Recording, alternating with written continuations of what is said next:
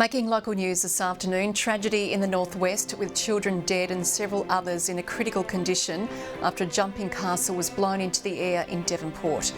A man tests positive to COVID within a day of Tasmania's border reopening, and the Hurricanes to host the Scorchers in another coup for Hobart cricket. Hope you can join us for the day's local news tonight from 6 on 7 Tasmania.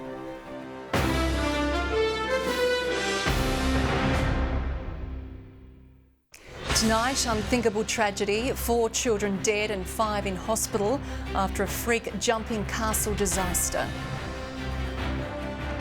It's simply inconceivable that this shocking incident has occurred. A man tests positive to COVID in Hobart on the day our borders reopened. As COVID chaos hits the Australian Test team. A major development in the Lake Malbina proposal. And a Risdon Vale woman has her murder conviction quashed.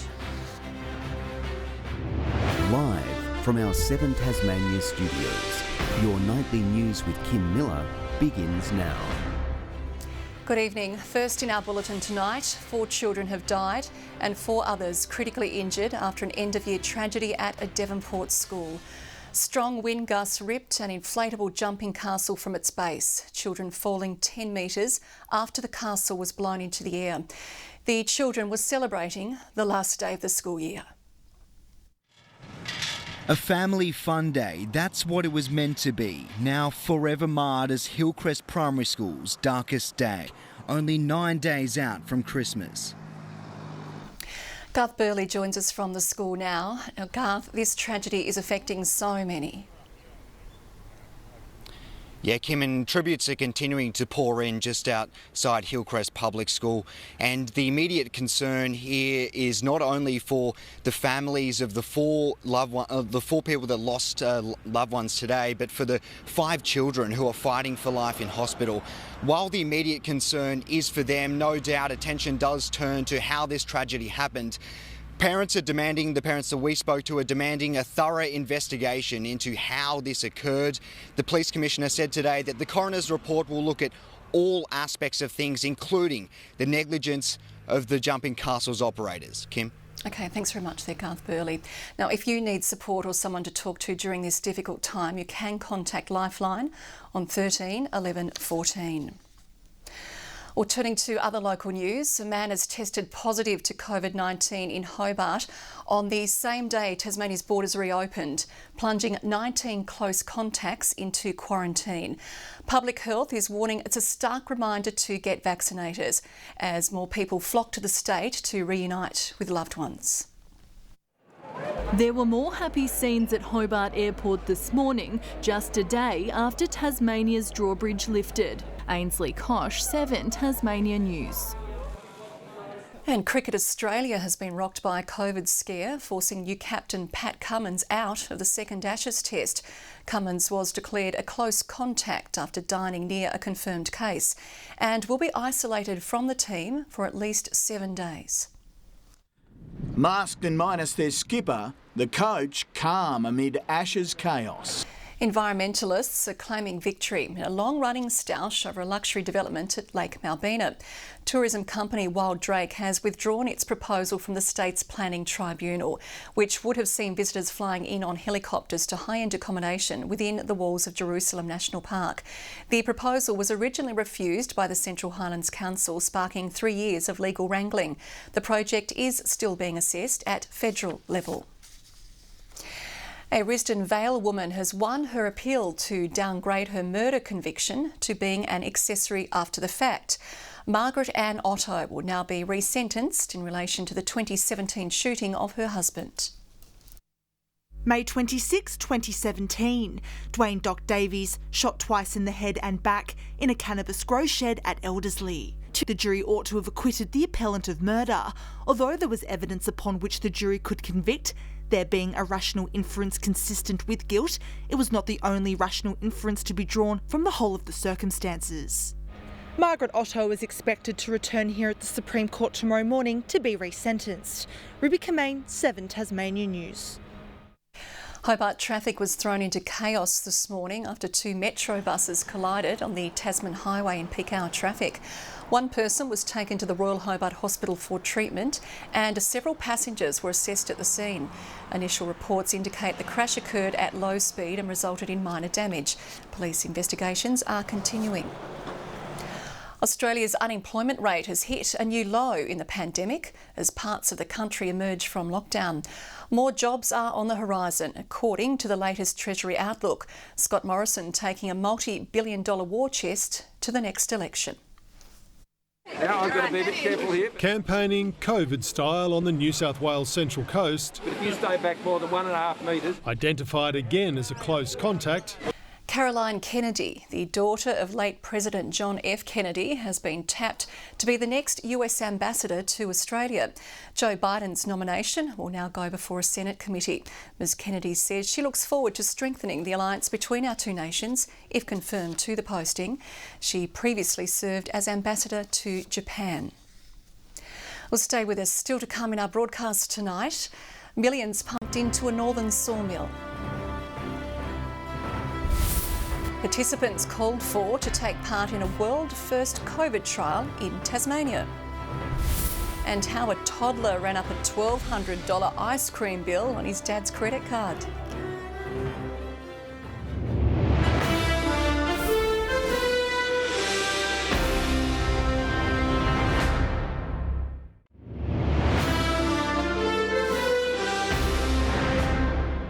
Welcome back. Tasmania's timber production is set to ramp up, with Timberlink announcing a major investment into its sawmill at Bell Bay.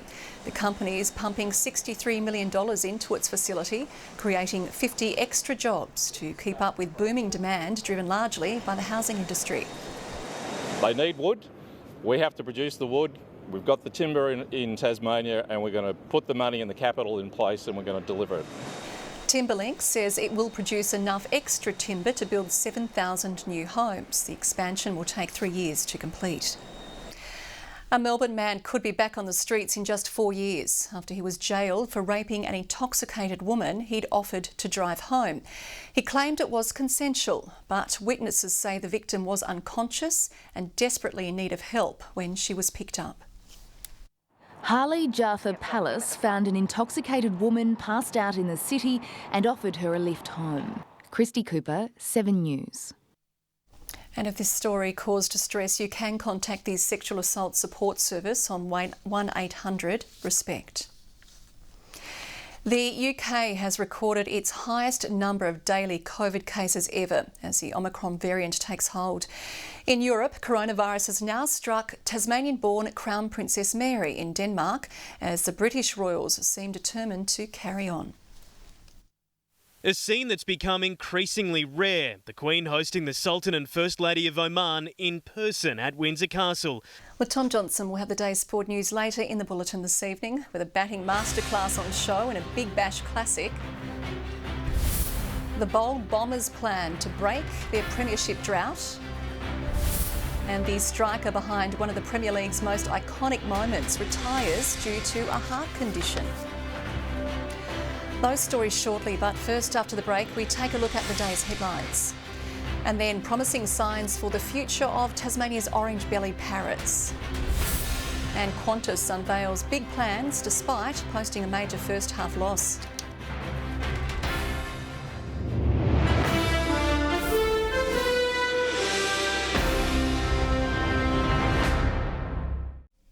Welcome back. These are among tonight's main stories. A man in his 20s tests positive to COVID as Tasmanian borders reopen. A tourism operator withdraws a controversial proposal for a luxury lodge at Lake Malbina from the state's planning tribunal.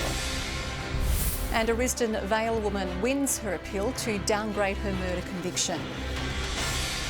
But if you're just joining us, it is a dark day for Tasmania. 4 children have died after a freak jumping castle accident at a Devonport school. Several others are in a critical condition. They were grade 6 students at Hillcrest Primary School at an end-of-year celebration. We return to our reporter Garth Burley, who is in Devonport. Garth, this is a tragic day.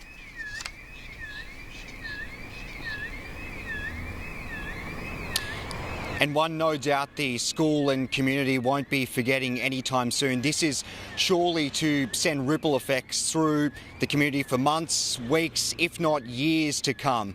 As we mentioned earlier, 4 children dead, 2 girls and 2 boys, 4 clinging to life, the other serious. The Premier and Police Commissioner spoke earlier today to express their sadness.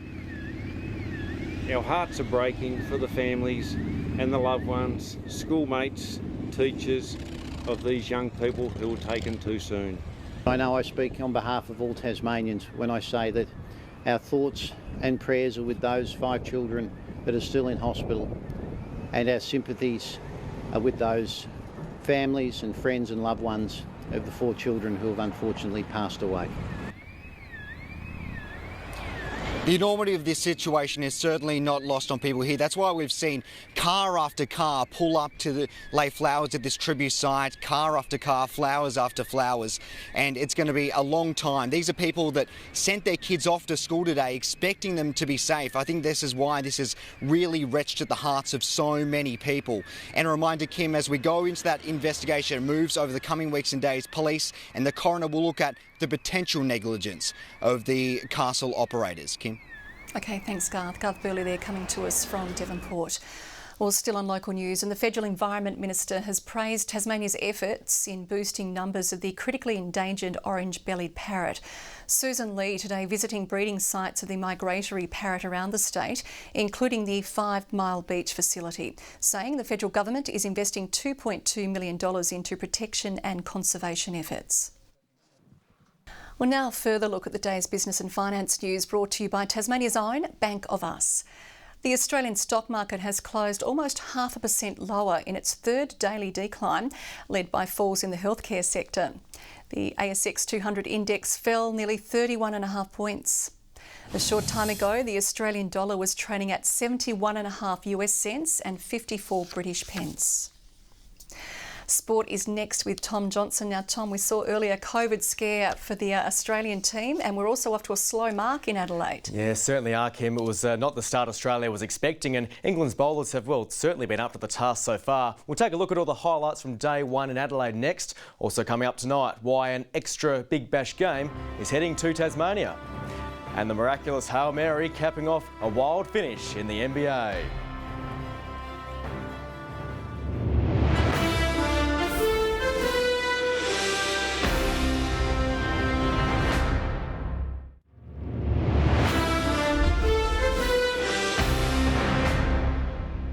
Welcome back. First to cricket, Michael Neser has been handed a shock Australian debut after skipper Pat Cummins was forced into COVID isolation. The recalled Stuart Broad got England off to a dream start in the 2nd Ashes Test, but the Aussies are fighting back. 3 years on, Smith wasn't daunted by extra burden. Melbourne City captain Scott Jamieson wants to bring back the spice to the local derby. Victoria copped 2 heavy defeats to City last season, but with both teams in the top 4, the skipper believes it's a whole new ball game. It's dropped off a bit for whatever reason, but there's no excuse now with Melbourne City and Melbourne Victory looking like strong teams.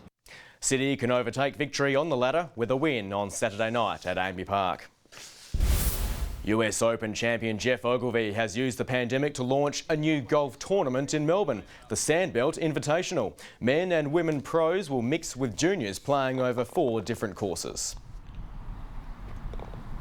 When the tournaments were dropping like flies and we didn't really have anywhere to play this year, we really wanted somewhere for the young kids to play and some of the battling pros who really haven't had anything to do for 2 years because of the pandemic. Just can't watch that enough, can you? I have not seen anything like it. Thank you very much, Tom.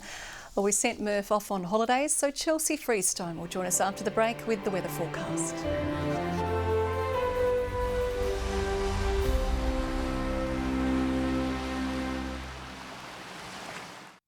Good evening, everyone. Launceston, the state's top today of 25 degrees, 22 in Burnie, Devonport 21 and 20 in Hobart. Across the state, 22 in Wynyard and Low Head, Friendly Beaches 21, Flinders Island and Grove 20, 18 in St Helens and Strawn and 16 in Lyowini. Low-level cloud can be seen over most areas of Tasmania today, although the northwest has clearer skies. Further out, some isolated thunderstorms are seen inland Western Australia as well as through northeastern Australia, while the rest of the mainland is mostly cloud-free. Tomorrow, a high-pressure system can be seen over the south of the Tasman Sea with a ridge along Queensland coast. A series of lows and troughs dominate the remainder of the mainland. And we will see west to northwesterly winds tomorrow, 10 to 20 knots about the south, otherwise variable 5 to 15 knots. 22 in Hobart tomorrow, sunny, and 25 in Huonville and Campania. Launceston 25 and sunny, partly cloudy, and 20 in Devonport, Georgetown 19. Burnie and Wynyard both 20 degrees tomorrow, 21 and mostly sunny in Strawn. And in the east, St Helens reaching 23, sunny, and 22 in Swansea, and Port Arthur 21. And the UV tomorrow is extreme 11s across the state, with sunrise expected at 5:31 a.m. On Saturday, showers extending statewide during the early morning, contracting to the west in the afternoon. Showers mainly about the west on Sunday, with light showers also about the east. And on Monday, showers mainly about the west, far south, and parts of the northeast. 23 in Perth tomorrow, sunny in Adelaide and Melbourne, Canberra 27, a shower or two in Brisbane, 34 in Cairns and Darwin, and 41 degrees in Alice Springs. And currently Hobart sunny and 18, mostly sunny and 21 in Launceston and Devonport, 19 and sunny. And Kim, that's all in weather tonight. Okay, thanks very much, Chelsea. We'll see you again tomorrow. And that is all your news for now on what is a difficult day for Tasmania. Thanks for your company this evening. Good night.